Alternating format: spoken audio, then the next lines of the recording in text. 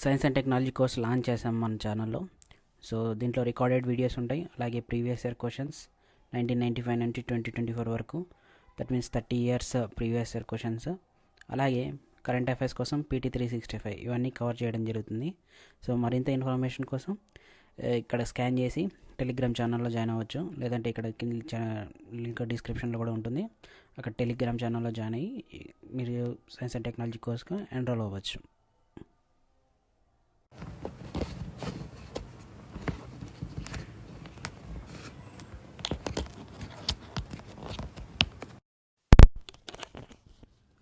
Hello everyone. So UPSC ప్రిలిమ్స్కి PT 365 politics సంబంధించి ఇది ఫస్ట్ వీడియో. సో ఫస్ట్ వీడియోలో ఎలక్షన్స్ గురించి మనం చూస్తాం. So the first simultaneous elections. So India మొత్తం వన్ నేషన్ వన్ ఎలక్షన్స్ అనేది ఉండాలని చెప్పేసి, అంటే వన్ టైం ఎలక్షన్స్ అంటే వన్ డేలో జరగడం కాదు.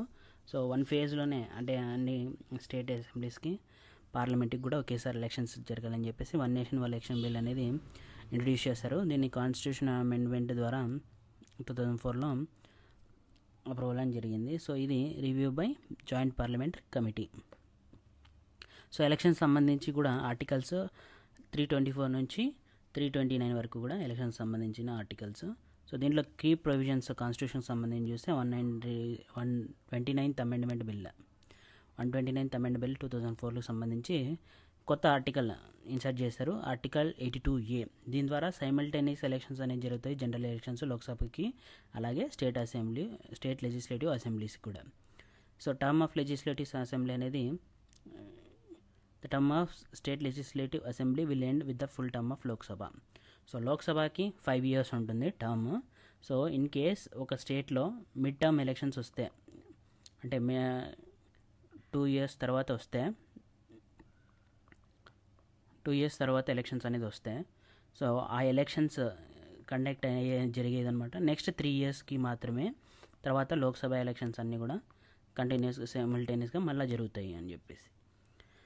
So amendment to article 83, it defines unexpired term, mid term and general elections. So it says when Lok Sabha is dissolved before the full term of 5 years as stated, period between date of dissolution expiry of full term shall be an unexpired term. The pursuant to dissolution, a midterm election which shall take place and new Lok Sabha shall be constituted only for unexpired term. So 5 yearsకి every 5 yearsకి elections అనేది జరుగుతుంది.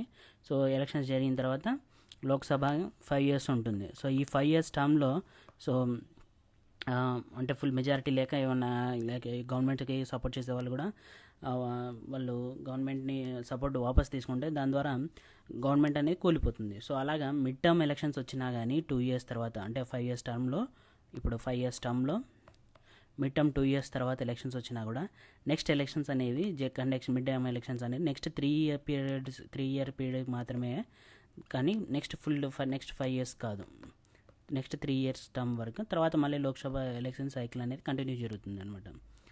So amendment of article 170, it defines unexpired term and full term of state legislative assembly. So state legislative అసెంబ్లీకి కూడా అదే. So every 5 yearsకి elections జరుగుతాయి సైమల్టేనియస్గా లోక్సభతో కలిపి. సో ఇన్ కేస్ మధ్యలో ఏమైనా గవర్నమెంట్ కొలాప్స్ అయిపోయి మిడ్ టర్మ్ ఎలక్షన్స్ వస్తే, సో ఆ రిమైనింగ్ పీరియడ్ మధ్యలో ఉన్న టర్మ్కి మాత్రమే ఆ మిడ్ టర్మ్ ఎలక్షన్స్ జరుగుతాయి.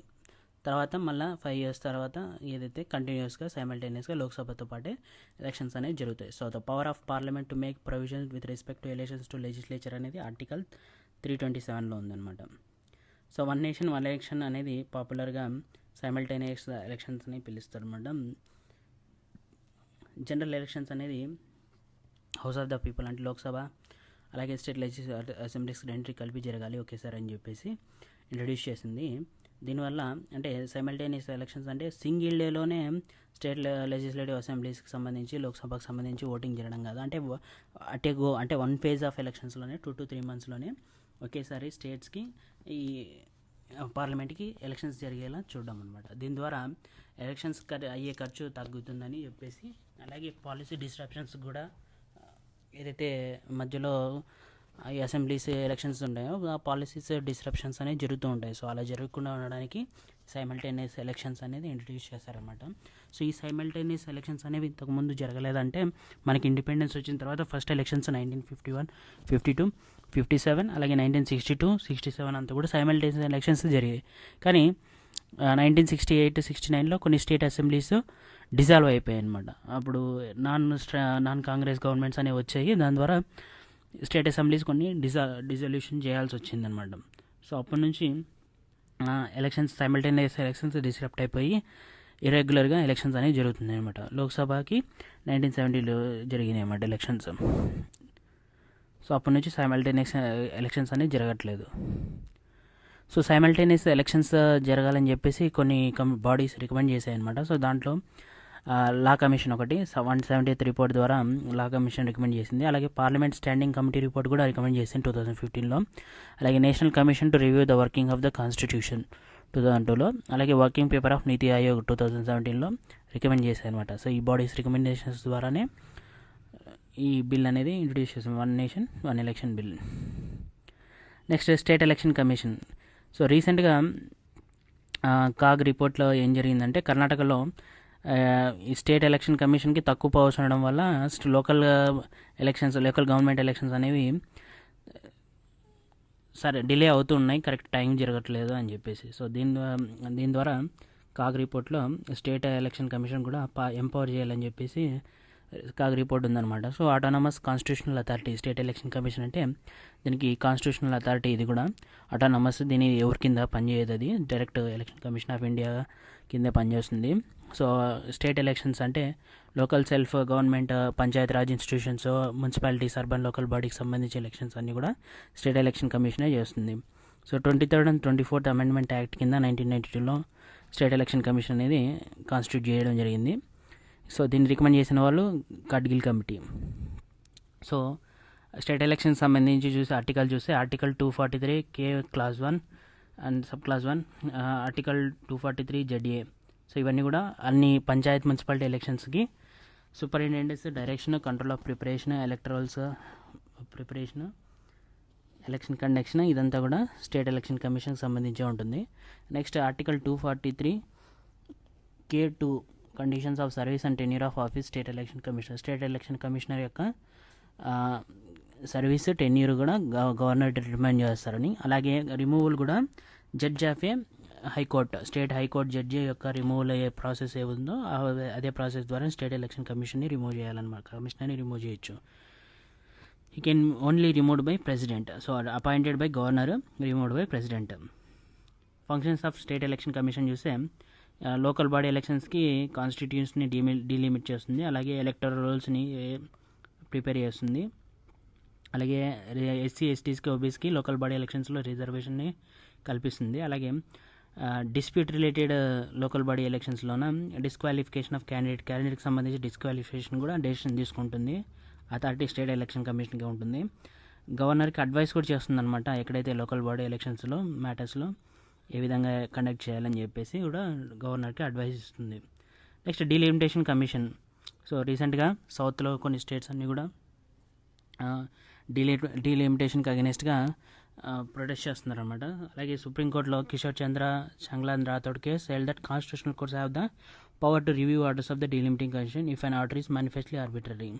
సో ఈ కోర్టు కూడా చెప్పింది అనమాట. సో డీలిమిటేషన్ కమిషన్కి రివ్యూ చేసే ఆర్డర్స్ ఉంటాయని చెప్పేసి కోర్టుకి, కాన్స్టిట్యూషనల్ కోర్ట్స్కి. సో దీంట్లో డీలిమిటేషన్ కమిషన్ అనేది fixing the number of seats and boundaries of territorial constitutions each state for Lok Sabha and state legislative assembly. So లోక్సభకి state legislative assemblies కూడా నెంబర్ ఆఫ్ సీట్స్ని, వాటి బౌండరీస్ అంటే కాన్స్టిట్యూషన్స్ని డిటర్మైన్ చేసేదే డీలిమిటేషన్ కమిషన్. ఈ రెస్పాన్సిబిలిటీ అనేది హై పవర్డ్ బాడీ, దీన్ని boundary commissioner, delimitation commission అంటారు. So under article 82 delimitation is done by such authority in such a manner as parliament may by law determine. So delimitation commission law ద్వారా, parliament ద్వారా చేసిన law ద్వారానే determine చేస్తుంది. So in India such delimitation commissions have been constituted 4 times. So delimitation commission 4 times జరిగింది independence నుంచి వచ్చిన తర్వాత. So 1952, 63, 73 and 2002. ఇది ఒక స్టాచ్యుటరీ బాడీ, అంటే బై లా ద్వారా ఇంట్రడ్యూస్ చేసింది.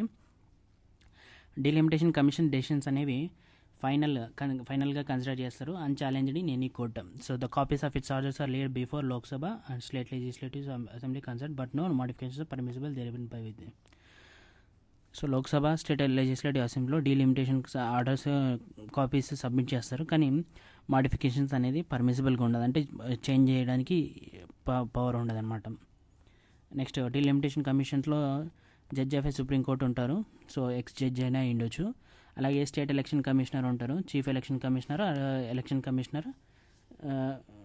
ఒకవేళ చీఫ్ ఎలక్షన్ కమిషనర్ లేకపోతే election commissioner nominated by chief election commissioner, అలాగే స్టేట్ ఎలక్షన్ కమిషనర్, ముగ్గురు ఉంటారు.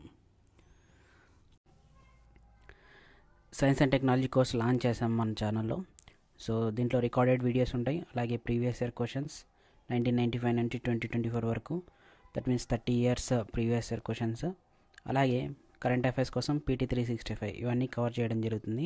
సో మరింత ఇన్ఫర్మేషన్ కోసం ఇక్కడ స్కాన్ చేసి టెలిగ్రామ్ ఛానల్లో జాయిన్ అవ్వచ్చు, లేదంటే ఇక్కడ లింక్ డిస్క్రిప్షన్లో కూడా ఉంటుంది, అక్కడ టెలిగ్రామ్ ఛానల్లో జాయిన్ అయ్యి మీరు సైన్స్ అండ్ టెక్నాలజీ కోర్స్గా ఎన్రోల్ అవ్వచ్చు.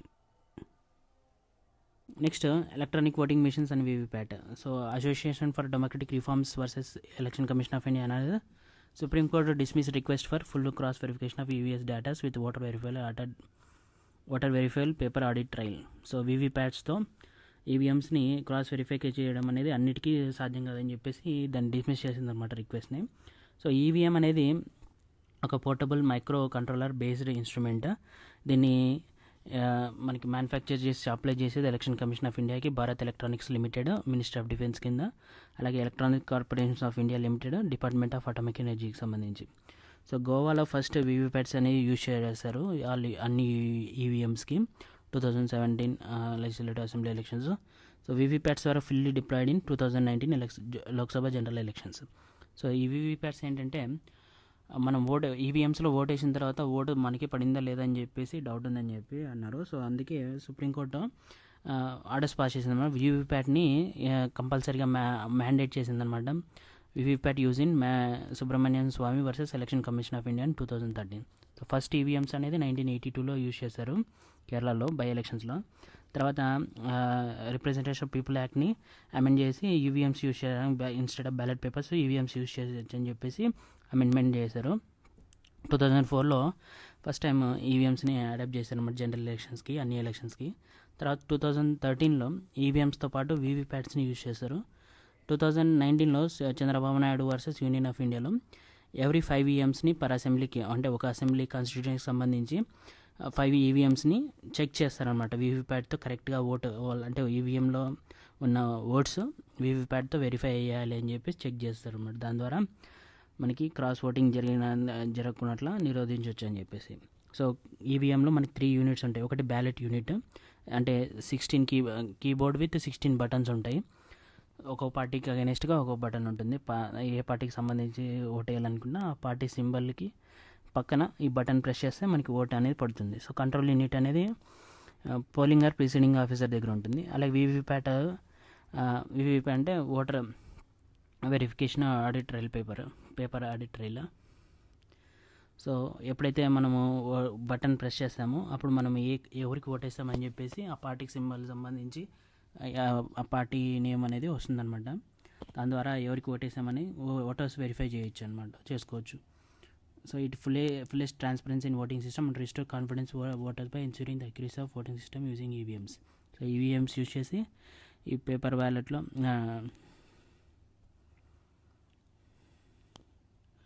ఓటర్ వెరిఫైల్ పేపర్ ఆడిట్ ట్రయల్లో చెక్ చేసుకోండి.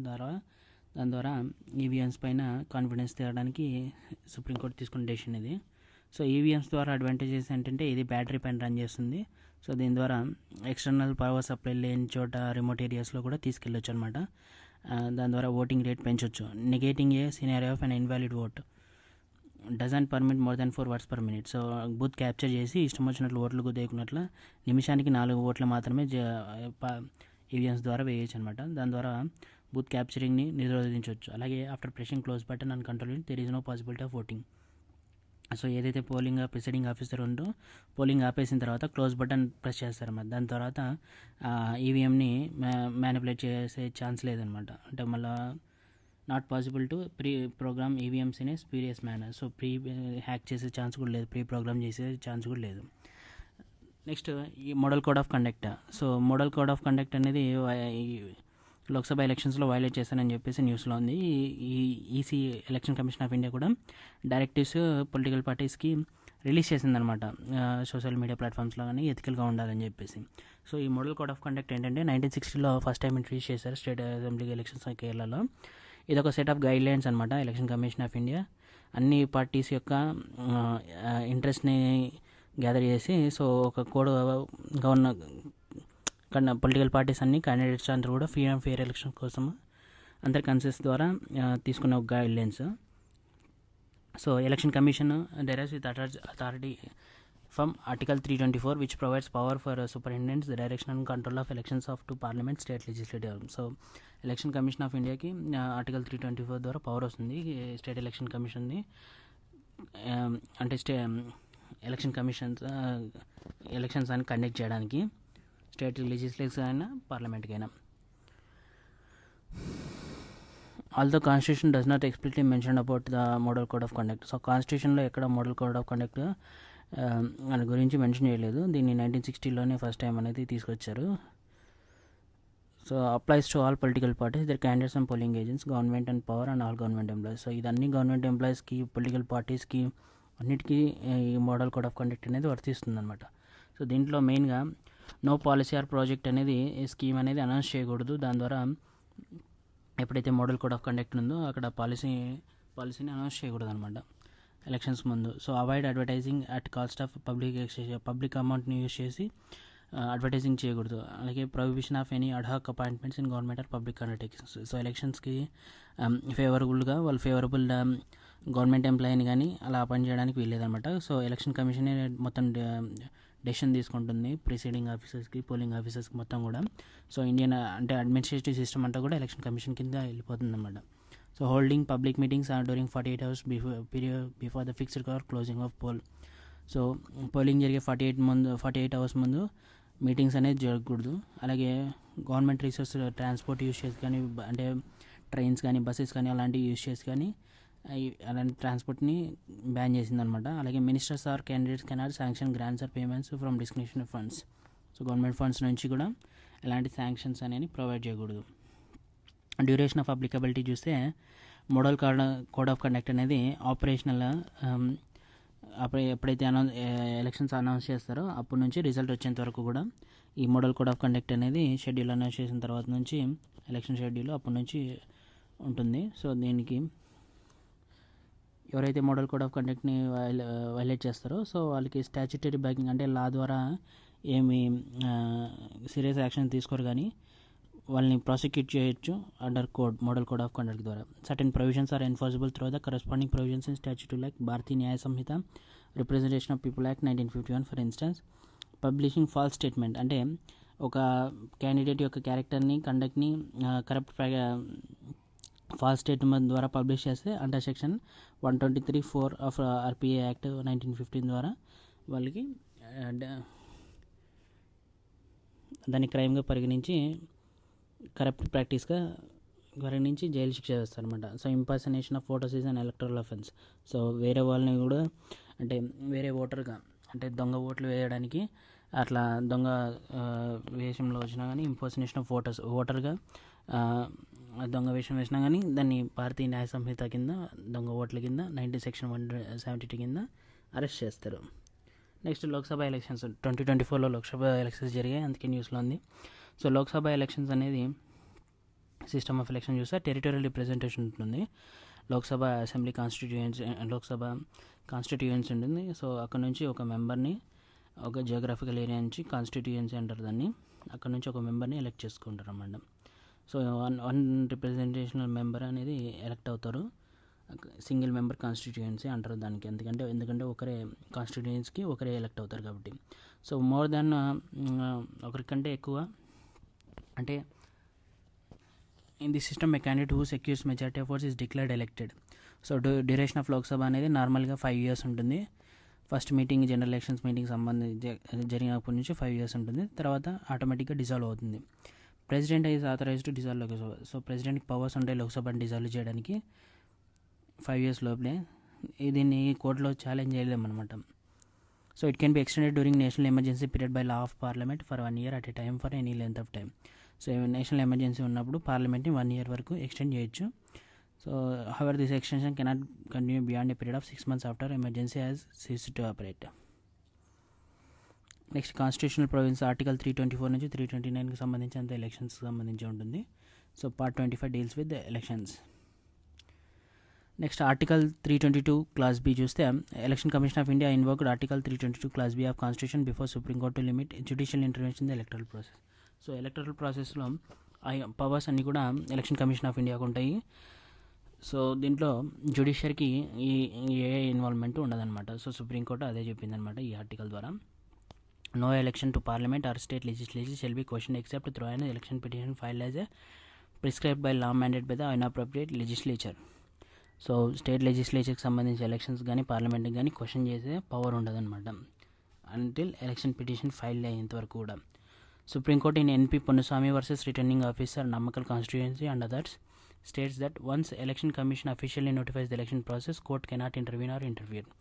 సో ఒకసారి ఎలక్షన్ కమిషన్ నోటిఫై చేసిందంటే ఎలక్షన్ ప్రాసెస్ని దాన్ని కోర్టు స్టాప్ చేయడం కానీ దాన్ని ఎక్స్టెండ్ చేయడం కానీ డిలే చేయడం కానీ ఇవన్నిటి కోర్టు ఇంటర్వ్యూన్ చేసుకోవడానికి ఛాన్స్ లేదనమాట. Next also under article under representation of people act 1951 section 80 states that validity of an election cannot be challenged or questioned except by filing an election petition. So election petition ద్వారా మాత్రమే ఎలక్షన్ని challenge చేయొచ్చు, question చేయొచ్చు. So election petitions అనేది concern state హైకోర్టులో election petitions అనేవి file చేయొచ్చు. అలాగే appeals live with supreme court of India. So కోర్టులో మనకి స్టేట్ హైకోర్టులో సాటిస్ఫై కాకపోతే సుప్రీంకోర్టులో అపీల్ చేయొచ్చు. So election petition can be filed by any candidate and elector relating the election personally. Elector means a person who has entitle to vote. So ఏ candidate అయినా కానీ అలాగే ఓటర్ ఏ అసెంబ్లీలో ఉన్న ఓటర్ అయినా కానీ ఈ ఎలక్షన్ పిటిషన్ అనేది ఫైల్ చేయొచ్చు. Next nomination in election.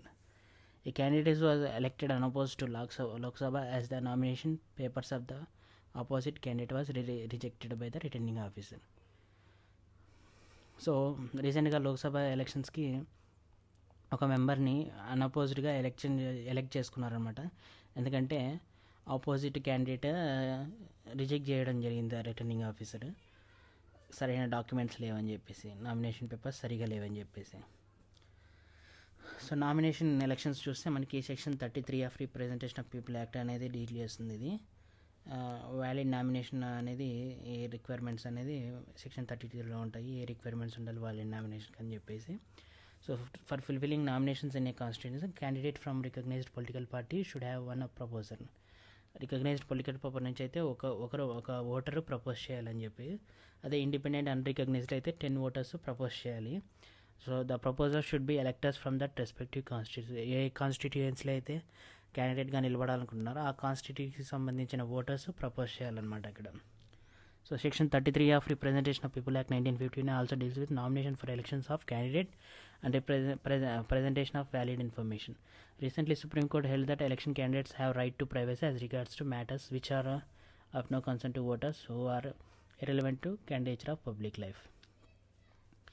Section 36 of RPA 19 provides scrutiny for nomination members. Returning officer to reject nomination on grounds of any defect of substantial character. So ఇక్కడ returning ఆఫీసర్స్కి power ఉంటుందన్నమాట section 36 కింద RPA కింద. So nomination papers సరిగా లేకపోయినా defect of substantial character ద్వారా నామినేషన్ని reject చేయొచ్చు. Repolling కూడా conduct చేస్తారు. Election commission of India conductor repolling for Lok Sabha general elections in various polling stations of Manipur and Arunachal Pradesh. Repolling under RBI 1951 సంబంధించిన ప్రొవిజన్స్ చూస్తే న్యాచురల్ కెలామిటీ, వైలెన్స్ అంటే earthquakes, tsunamis అలా వచ్చినప్పుడు violence జరిగినప్పుడు రీపోలింగ్ చేస్తారు. అలాగే ఓటింగ్ మిషన్స్ని ఎవరైనా డిస్ట్రాయ్ చేసినా డ్యామేజ్ చేసినా రీపోలింగ్ జరుగుతుంది. అలాగే booth capturing, death of candidate recognised political పార్టీకి సంబంధించి క్యాండిడేట్ చనిపోయినా కానీ రీపోలింగ్ అనేది జరుగుతుంది. Next silence period. Silence period was observed in the states where Lok Sabha elections were held. So 48 hours కంటే ఓటింగ్ టైం కంటే ఓటింగ్ డే కంటే 48 అవర్స్ ముందు పీరియడ్ని సైలెన్స్ పీరియడ్ అంటారు. ఈ పీరియడ్లో అంటే ఏ పొలిటికల్ పార్టీ కూడా క్యాంపెయినింగ్ చేయడానికి వీల్లేదనమాట, అందుకే సైలెన్స్ పీరియడ్ అంటారు దీన్ని. దీని ప్రొహిబిషన్స్ చూస్తే article section 126 class 1 prohibits displaying any election matter using television or similar apparatus. 48 అవర్స్లో ఎలక్షన్ డే కంటే ముందర 48 అవర్స్లో టెలివిజన్లో కానీ మొబైల్స్లో కానీ ఎలాంటి అడ్వర్టైజ్మెంట్స్, ఎంటర్టైన్మెంట్ పంపర్స్ అంటే పార్టీకి సంబంధించిన ఎంటర్టైన్మెంట్ మ్యూజికల్ కన్సర్ట్స్ కండక్ట్ చేయడానికి వెళ్ళేదన్నమాట. సెక్షన్ 126 ఏమో ఎగ్జిట్ పోల్స్ని రిలీజ్ చేయడాన్ని ప్రొహిబిట్ చేస్తుంది. 126(1) క్లాస్ బి ఏమో ఒపీనియన్ పోల్ని అంటే ఏ పార్టీ గెలుస్తుంది, ఏ మెంబర్ క్యాండిడేట్ గెలుస్తారు అనే ఒపీనియన్ పోల్ని కూడా ప్రొహిబిట్ చేస్తుంది అన్నమాట. డిస్ప్లే చేయడానికి వీలేదు 48 అవర్స్ ఎలక్షన్కు ముందు. ఎలక్షన్ అయిపోయిన తర్వాత ఎగ్జిట్ పోల్స్, ఒపీనియన్ పోల్స్ అనేది రిలీజ్ చేయొచ్చు. నెక్స్ట్ 1 క్యాండిడేట్ మల్టిపుల్ కాన్స్టిట్యూయెన్సీ అనేది ఇది ప్రీవియస్ ఇయర్ క్వశ్చన్స్లో అడిగారు. సో ఇంతకుముందు 1996 వరకు కూడా ఒక క్యాండిడేట్ ఎన్ని నెంబర్ ఆఫ్ కాన్స్టిట్యూయెన్సీలు అయినా నిలబడవచ్చు. కానీ 1996 తర్వాత ఒక మెంబరు 2 కాన్స్టిట్యూయెన్సీలోనే నిలబడాలి. 2 సీట్స్కి మాత్రమే క్యాండిడేట్గా కంటెస్ట్ చేసే ఛాన్స్ ఉందన్నమాట. ఒకవేళ ఒక కాన్స్టిట్యూయెన్సీలో గెలుపొందితే నెక్స్ట్ కాన్స్టిట్యూయెన్సీలో బై ఎలక్షన్స్ అనేవి వస్తాయన్నమాట. Next home voting. సో ఇంటి దగ్గరే ఓట్ వేయడానికి అంటే persons with disabilities 40% bench mark disability ఉన్న వాళ్ళకి, అలాగే 85 years అబోవ్ సిటిజన్స్ కూడా ఇంటి దగ్గరే ఓటు వేయడానికి అవకాశాన్ని election commission of India provide చేయడం జరిగింది. దీని ద్వారా ఏ ఓటర్ కూడా లెఫ్ట్ అంటే వదిలేకున్నట్లు అందరూ ఓటు హక్కును ఉపయోగించుకునేటట్టుగా చేసిందనమాట. సో దీని ద్వారా మనకి ఫామ్ ఎంని అబాలిష్ చేసింది కాశ్మీర్ మైగ్రెంట్స్కి జమ్మూ కాశ్మీర్ అండ్ ఉదంపూర్లో. అలాగే systemic voters education and electoral participation to engage PWs and also sensitize their funds, families, polling officials, etc. Proposed multi-constituency remote electronic voting machine. It would enable migrant voters to exercise their vote for their current place of residence. Next, postal ballot. It allows votes being sent by post. Following persons are entitled to vote by post: special voters, service voters, voters on election duty, and electors subject to preventive detention. Proxy voting. It allows registered elector to delegate his voting rights to a representative he nominates, available for service voters. దీంట్లో service voters అంటే armed సర్వీసెస్లో పనిచేస్తున్న వాళ్ళు, అలాగే person government of ఇండియాకి work చేస్తూ ఇండియాకి out సైడ్గా ఉన్న వాళ్ళు, పోలీస్ ఆఫీసర్స్, అలాగే ఆర్మీ యాక్ట్ కింద వచ్చే ఫోర్సెస్ అంతా కూడా సర్వీస్ ఓటర్స్గా ఉంటారన్నమాట. Next form 17C. Election commission told Supreme Court the rules don't permit sharing Form 17C data with any entity or part of form polling officer. 17C అనేది election conduct rules 1961కి సంబంధించి కింద వస్తుంది. దీంట్లో ఏం ఇన్ఫర్మేషన్ ఉంటుందంటే eligible voters assign to booth, ఒక బూత్కి ఏ ఓటర్స్ అసైన్ చేశారని చెప్పి, అలాగే electors in the register of voters, అలాగే voters who decided not to exercise their franchise and voters not allowed to vote. So ఈ డీటెయిల్స్ అన్నీ ఉంటాయి అన్నమాట. సెకండ్ పార్ట్ ఏమో information like total votes they received, ఏ క్యాండిడేట్కి ఎన్ని ఓటర్స్ వచ్చాయని చెప్పేసి సెకండ్ పార్ట్లో ఫామ్ 17Cలో ఉంటాయి. సో ఇన్ఫర్మేషన్ ఎలక్షన్ కమిషన్ అయిన చెప్పింది అనమాట సుప్రీంకోర్టుకి. సో పర్మిషన్ లేదు ఈ ఇన్ఫర్మేషన్ షేర్ చేయడానికి ఎవరికి కూడా అని చెప్పి. అలాగే బ్రెయిలీ సైనేజ్. పుడుచేరులో first time braille signage use చేసి ఇంగ్లీష్ తమిళ్లోన ఎలక్ట్రానిక్ ఓటింగ్ మిషన్స్ అని 960 పోలింగ్ స్టేషన్స్లో యూజ్ చేశారన్నమాట. దీని ద్వారా బ్లైండ్ ఓటర్స్ అలాగే విజువల్లీ ఇంపైర్డ్ ఓటర్స్ అందరూ కూడా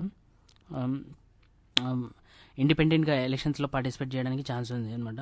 సో ఇంతకుముందు బ్లైండ్ పీపుల్ ఒక కంపానియన్ వాళ్ళతో పాటు ఎవరైనా తెచ్చుకోవడానికి rule 49N of conduct of elections రూల్స్లో అలో చేశారు. కానీ దీని ద్వారా ఇప్పుడు బ్రెయిలీ సైనేజ్ యూజ్ చేయడం ద్వారా వాళ్ళే సొంతంగా ఓట్ వేయడానికి మనకి election commission of India braille సైనేజ్ని తీసుకొచ్చింది అనమాట. నెక్స్ట్ వీడియోలో functioning of parliament, state legislature and local government గురించి చూద్దాం. Science and technology course launch చేసాం మన ఛానల్లో. సో దీంట్లో రికార్డెడ్ వీడియోస్ ఉంటాయి, అలాగే ప్రీవియస్ ఇయర్ క్వశ్చన్స్ 1995 నుండి 2024 వరకు, that means 30 years previous year questions, అలాగే కరెంట్ అఫైర్స్ కోసం PT 365 ఇవన్నీ కవర్ చేయడం జరుగుతుంది. సో మరింత ఇన్ఫర్మేషన్ కోసం ఇక్కడ స్కాన్ చేసి టెలిగ్రామ్ ఛానల్లో జాయిన్ అవ్వచ్చు, లేదంటే ఇక్కడ లింక్ డిస్క్రిప్షన్లో కూడా ఉంటుంది, అక్కడ టెలిగ్రామ్ ఛానల్లో జాయిన్ అయ్యి మీరు సైన్స్ అండ్ టెక్నాలజీ కోర్స్గా ఎన్రోల్ అవ్వచ్చు.